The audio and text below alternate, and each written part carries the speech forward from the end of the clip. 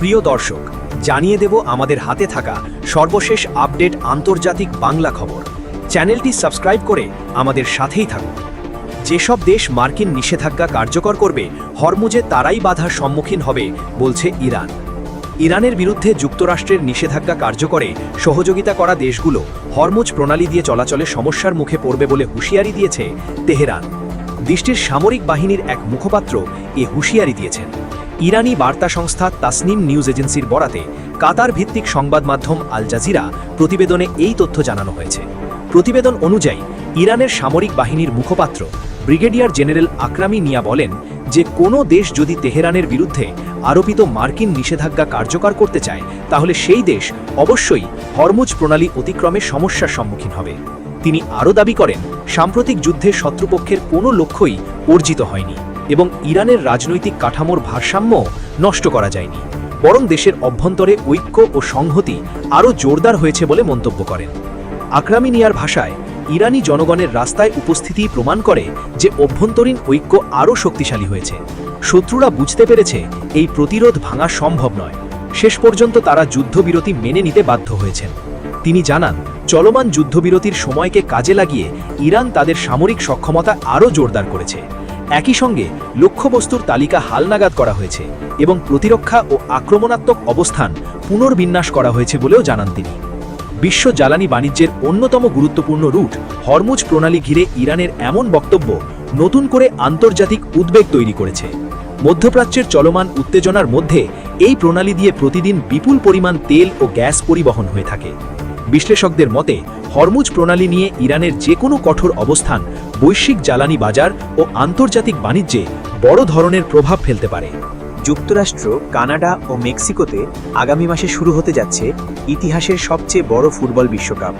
কিন্তু আয়োজক দেশগুলোর সঙ্গে রাজনৈতিক উত্তেজনার মধ্যে ইরান অংশগ্রহণ নিয়ে তৈরি হয়েছে জটিল পরিস্থিতি। ইরান ফুটবল ফেডারেশনের সভাপতি মেহেদি তাজ জানিয়েছেন, দেশটি বিশ্বকাপে অংশ নেবে, তবে ফিফা ও আয়োজক দেশগুলোকে অবশ্যই 7টি শর্ত মেনে নিতে হবে। তিনি বলেন, বিশ্বের কোনো শক্তি ইরানকে বিশ্বকাপ থেকে থামাতে পারবে না। ভিসা থেকে জাতীয় সঙ্গীত, ইরানের 7টি শর্ত কি কি? মেহেদি তাজ ইরানের স্পোর্টস চ্যানেলকে দেওয়া এক সাক্ষাৎকারে শর্তগুলো স্পষ্ট করেছেন। প্রথমত, সব খেলোয়াড়, কোচ ও কর্মকর্তা, বিশেষত ইসলামিক রেভলিউশনারি গার্ড করে বা আইআরজিসিতে সামরিক সেবা দেওয়া মেহেদি তারেমি ও এহসান হাদসাফি সহ সবাইকে বিনা জটিলতায় যুক্তরাষ্ট্রের প্রবেশ ভিসা দিতে হবে। দ্বিতীয়ত, ভ্রমণের সময় ইমিগ্রেশন কর্তৃপক্ষ যেন খেলোয়াড় ও কর্মকর্তাদের জিজ্ঞাসাবাদ না করে। তৃতীয়ত, ইরানি সাংবাদিক ও সমর্থকদের জন্য ভিসা প্রদানের স্বচ্ছ প্রক্রিয়া নিশ্চিত করতে হবে। চতুর্থত, বিমানবন্দর, হোটেল, রাস্তা ও স্টেডিয়ামে ইরানি দলের জন্য সর্বোচ্চ নিরাপত্তা নিশ্চিত করতে হবে। পঞ্চমত, স্টেডিয়ামে শুধু ইসলামিক প্রজাতন্ত্র ইরানের সরকারি পতাকা প্রবেশ করতে পারবে, অন্য কোনো পতাকা নয়। ষষ্ঠত, প্রতিটি ম্যাচের আগে ইরানের জাতীয় সঙ্গীত সঠিকভাবে ও বাধাহীনভাবে বাজাতে হবে। সপ্তমত, সংবাদ সম্মেলনে সাংবাদিকরা কেবল খেলা সংক্রান্ত প্রযুক্তিগত প্রশ্নই করতে পারবেন। এই শর্তগুলোর পেছনে রয়েছে সাম্প্রতিক একটি বিব্রতকর ঘটনা। গত মাসে ভ্যানকুভারে ফিফার সাধারণ পরিষদে বৈঠকে যোগ দিতে যাওয়ার পথে মেহেদি তাজকে কানাডার সীমান্তে ফিরিয়ে দেওয়া হয়। কানাডার অভিবাসন মন্ত্রী পরে নিশ্চিত করেন, আইআরজিসির সঙ্গে সম্পর্কের অভিযোগে বিমানে থাকা অবস্থায় তাজের ভিসা বাতিল করা হয়। কানাডা ও যুক্তরাষ্ট্র আইআরজিসিকে সন্ত্রাসী সংগঠন হিসেবে তালিকাভুক্ত করেছে।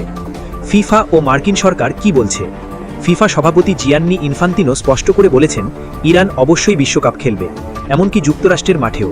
ফিফার মহাসচিব মাথিয়াস গ্রাফস্ট্রম ইরান ফেডারেশনকে চিঠি লিখে কানাডার ঘটনায় দুঃখ প্রকাশ করেছেন এবং 20 মে জুরিখে আলোচনার জন্য আমন্ত্রণ জানিয়েছেন।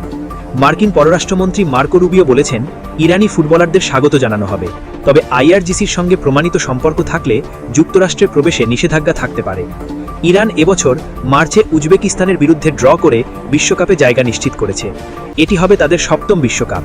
ফিফার সূচি অনুযায়ী গ্রুপ জিতে ইরানের প্রতিপক্ষ নিউজিল্যান্ড, বেলজিয়াম ও মিশর। প্রথম ম্যাচ 15 জুন লস অ্যাঞ্জেলেসে নিউজিল্যান্ডের বিরুদ্ধে। বিশ্বকাপ শুরু হচ্ছে 11 জুন। রাজনৈতিক উত্তেজনা এবং ফুটবলের সমীকরণ মেলানোর জটিল দায়িত্ব এখন ফিফার কাঁধে। সবশেষ জানিয়ে দেব, শেষ 1 ঘন্টার নাটকেই খেলা ঘুরে গেল। কিভাবে মুখ্যমন্ত্রী হলেন বিজয়।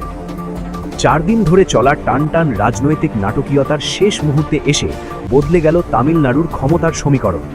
গভর্নর রাজেন্দ্র বিশ্বনাথ আর্লেকার বিমানে ওঠার আগ মুহূর্তেই প্রয়োজনীয় সমর্থন জোগাড় করে মুখ্যমন্ত্রী হওয়ার পথে এগিয়ে যান অভিনেতা থেকে রাজনীতিবিদ হওয়া থালাপাতি বিজয়।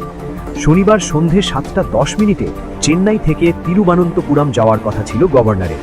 সেই সফর হলে সরকার গঠনের প্রক্রিয়া আরও পিছিয়ে যেতে পারত এমন আশঙ্কা তৈরি হয়েছিল রাজনৈতিক মহলে। এ নিয়ে শুরু হয় জল্পনা, কখনো বৈঠক বাতিলের খবর, আবার কখনো নতুন করে বৈঠকের সময় নির্ধারণ। সব মিলিয়ে পরিস্থিতি ছিল চরম অনিশ্চয়তায় দাঁড়া। শেষ পর্যন্ত গভর্নর তার সফর বাতিল করেন।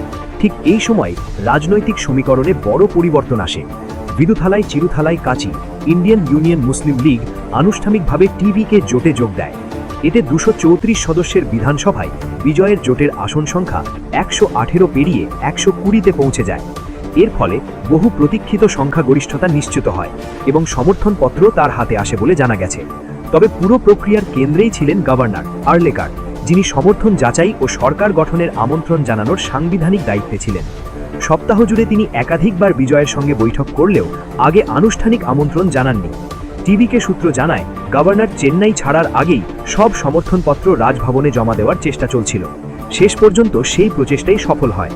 রাজনৈতিক বিশ্লেষকদের মতে গভর্নর যদি চেন্নাই ত্যাগ করতেন তাহলে পুরো প্রক্রিয়া আরও বিলম্বিত হতে পারত। একই সময় কেরালাতেও সরকার গঠন নিয়ে আলোচনা চলছিল, যেখানে আর্লেকার অতিরিক্ত দায়িত্বে রয়েছেন।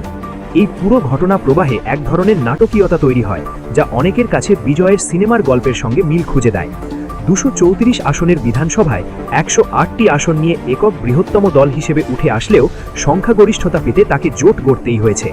2টি আসনে জয় হওয়ায় একটি আসন ছাড়তে হবে বিজয়কে, ফলে কার্যকর আসন সংখ্যা দাঁড়ায় 107। কংগ্রেস, সিপিআইএম এর সমর্থন মিলিয়ে শুরুতে 116-এ পৌঁছলেও প্রয়োজনীয় 2 সমর্থন ছিল অনিশ্চিত।